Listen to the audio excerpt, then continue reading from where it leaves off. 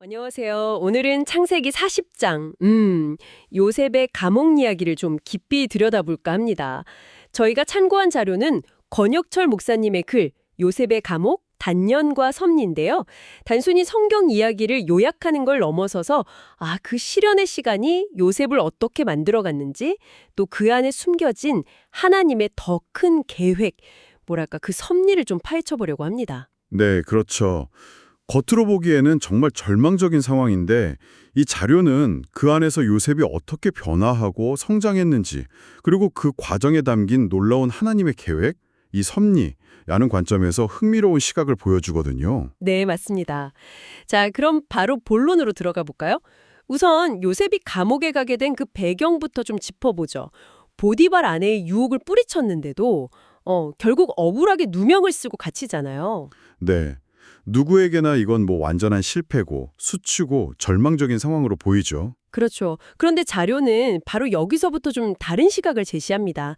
겉보기엔 희망이 다 꺼진 것 같지만 하나님의 눈에는 이게 정금으로 단련되는 시간이었다는 거예요. 그 해석이 참 흥미롭습니다. 그렇죠. 감옥을 그냥 벌 받는 곳, 이렇게만 보는 게 아니라 오히려 그 유혹이 많은 환경에서 요셉을 따로 떼어내어서 보호하시고 또 더 큰 무대를 위한 뭐랄까 특별 훈련소로 삼으셨다는 그런 관점이니까요. 훈련소요? 네. 실제로 보면 요셉의 역할이 여기서 바뀌거든요. 이전에는 그냥 한 가정의 총무였잖아요. 네, 맞아요. 가정 총무. 근데 감옥에서는 파라오에게 속한 죄수들, 그러니까 이전보다 훨씬 더 복잡하고 높은 수준의 관리 능력이 필요한 사람들을 돌보는 역할을 맡게 된 거죠. 뭐 이런 해석이군요. 그렇죠. 겉으로는 떨어지는 것 같은데 실제로는 더 높은 단계로 나아가기 위한 준비 과정이었다는 분석입니다. 하지만 요셉 본인 입장에서는 어땠을까요? 이걸 그렇게 해석하려면 정말 엄청난 믿음이 필요했을 텐데요. 물론이죠. 당사자에게는 하루하루가 고통이었을 겁니다. 그런데 자료는 그 고통 속에서도 하나님의 목적은 계속 진행되고 있었다는 점을 강조하는 거죠.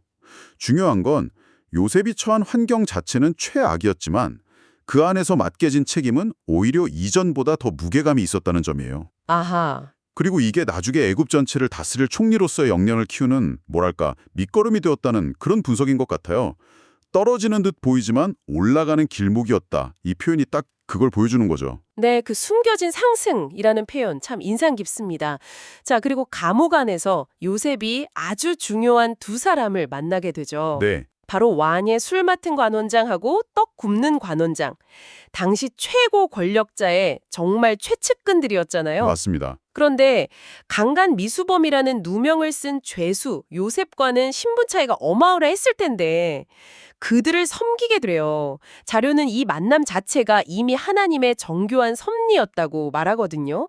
이 부분을 좀 더 자세히 볼까요? 여기서 우리가 좀 주목해야 할 점은 그런 인간적인 계급이나 상황 논리를 완전히 뛰어넘어서 하나님의 계획에 작동하고 있다는 겁니다. 가장 비참하고 정말 아무도 예상치 못한 장소, 바로 그 감옥에서 미래를 결정지을 수 있는 아주 중요한 연결고리가 만들어지고 있었다는 거죠. 네. 당시 이집트 왕궁에서 술 맡은 관원장이나 떡 굽는 관원장은 그냥 음료수 따르고 빵 굽는 사람이 아니었어요. 왕의 신임과 직결된 아주 민감한 위치였거든요. 그렇죠. 독살의 위험 같은 것도 늘 있었을 때니. 맞아요. 그러니까 이들은 왕의 절대적인 신뢰를 받는 인물들이었는데 그런 사람들과 요셉이 연결된 겁니다. 정말 놀라운 일이죠. 그 정치적인 무게감을 생각하면 진짜 놀라운 만남이네요. 가장 낮은 곳에서 가장 중요한 인맥이 형성된 셈이니까요. 이런 요셉의 고남에 대해서 시편 105편이 또 다른 해석을 덧붙이는데요. 그의 발은 차고에 상하고 그의 몸은 쇠사슬에 매였으나 여호와의 말씀이 응할 때까지 여호와의 말씀이 그를 단련하였도다. 여기서 단련이라는 단어가 핵심인 것 같아요. 이 의미가 좀 깊다고요? 네, 맞습니다. 단련하다에 해당하는 히브리어 단어가 차라프인데 이게 원래 금속을 불에 넣어서 불순물을 제거하고 정련하는 과정을 뜻하는 단어예요. 재련하는 거요? 네. 자료에서 비유한 것처럼 14K 금을 용광로에 넣어서 불순물을 다 태우고 24K 순금으로 만드는 과정이라고 생각하시면 됩니다.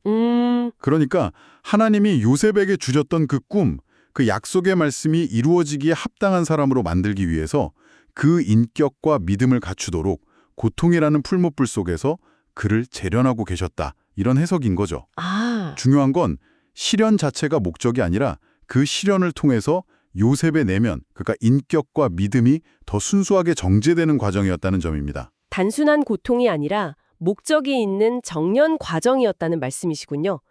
그 과정 속에서 요셉이 변화했다는 걸 보여주는 아주 결정적인 장면이 나오잖아요. 네, 두 관원장이 꿈 때문에 막 근심하고 있을 때 요셉이 다가가는데 여기서 태도가 예전하고는 완전히 달라요. 그렇죠. 예전에 형들한테 꿈 자랑하던 그런 모습은 전혀 없고 딱 이렇게 말하죠. 해석은 하나님께 있지 아니하나이까.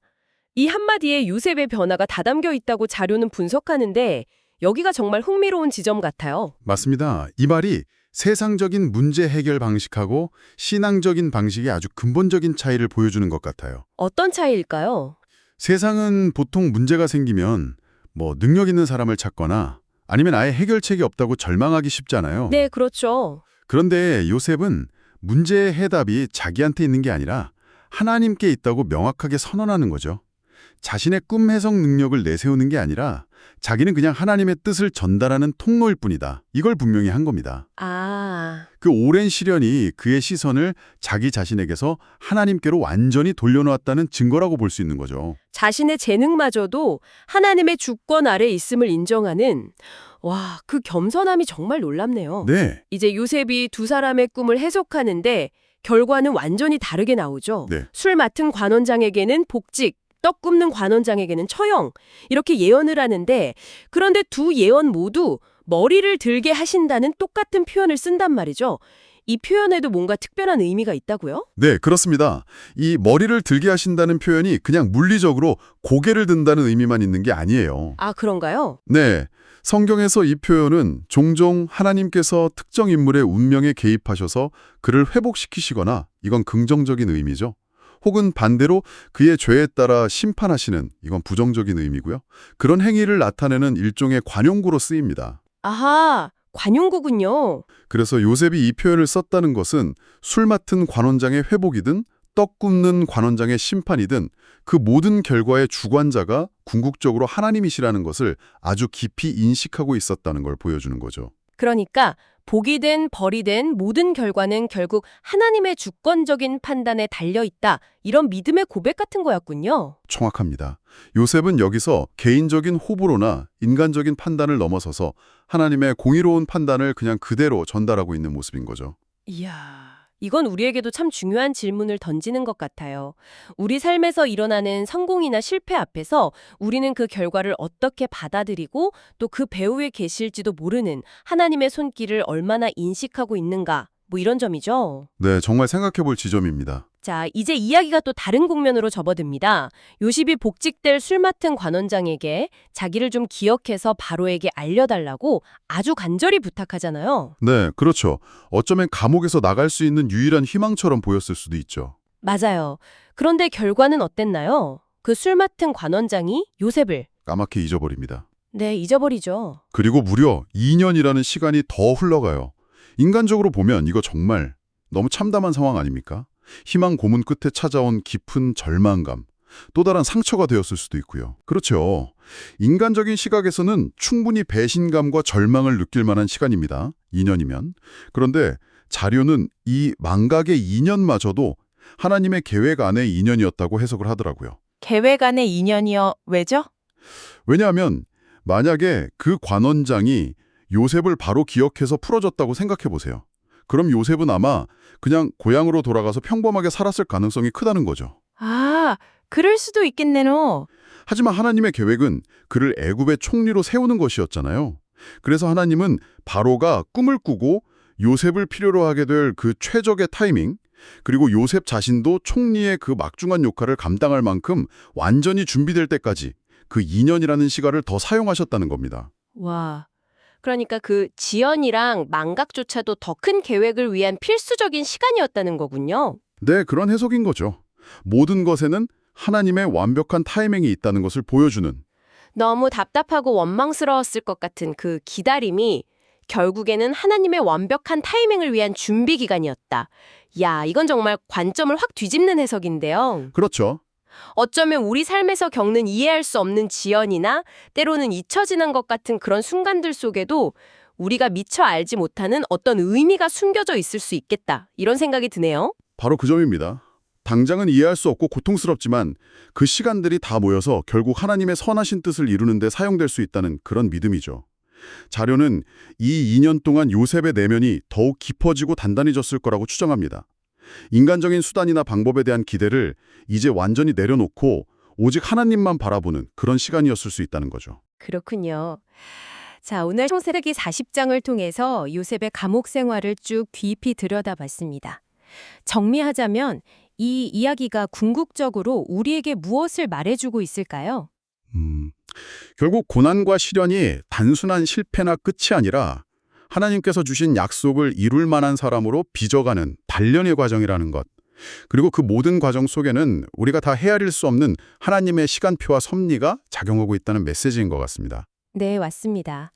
억울한 상황, 또 잊혀진 듯한 외로움, 끝이 보이지 않는 것 같은 기다림 속에서도 하나님의 손길은 멈추지 않고 계속 일하고 계시다는 것. 그렇죠. 그래서 중요한 것은 눈앞의 결과, 성공이냐 실패냐 여기에만 매달리는 게 아니라 그 과정을 통과하면서 우리가 어떻게 변화하고 성숙해 가는지, 즉 순금으로 만들어져 가는 과정 그 자체를 좀 소중히 여기는 태도가 아닐까 싶습니다. 네. 결국 요셉은 이 혹독한 시련을 통과했기 때문에 나중에 애굽과 주변 민족들 그리고 자신의 가족까지 기근에서 구원하는 그런 위대한 지도자로 설 수 있었던 거니까요. 시련 속에서 일하시는 하나님의 섭리, 그리고 그 단련의 의미, 오늘 정말 깊이 생각해 볼 수 있었습니다. 마지막으로 여러분께 이런 질문을 한번 던져보면서 마무리하고 싶습니다. 우리는 주로 요셉의 인내와 믿음에 초점을 맞추잖아요. 네, 그렇죠. 그런데 그를 잊었던 술 맡은 관원장의 망각. 이건 하나님의 큰 그림 안에서 어떤 역할을 했다고 볼 수 있을까요? 그의 인간적인 실패나 어쩌면 무심함조차 결과적으로는 더 큰 계획의 일부가 되었다면 우리 삶에서 때로는 좀 실망스럽거나 무의미하게 보이는 다른 사람의 행동이나 어떤 사건들이 우리가 알지 못하는 차원에서 어떤 예상치 못한 방식으로 작용하고 있을지 한 번쯤 생각해 볼 여지를 남기는 것 같습니다. 네, 흥미로운 질문이네요. 네, 오늘은 여기까지 나누겠습니다. 다음에 또 흥미로운 자료 분석으로 찾아뵙겠습니다. 감사합니다. 감사합니다.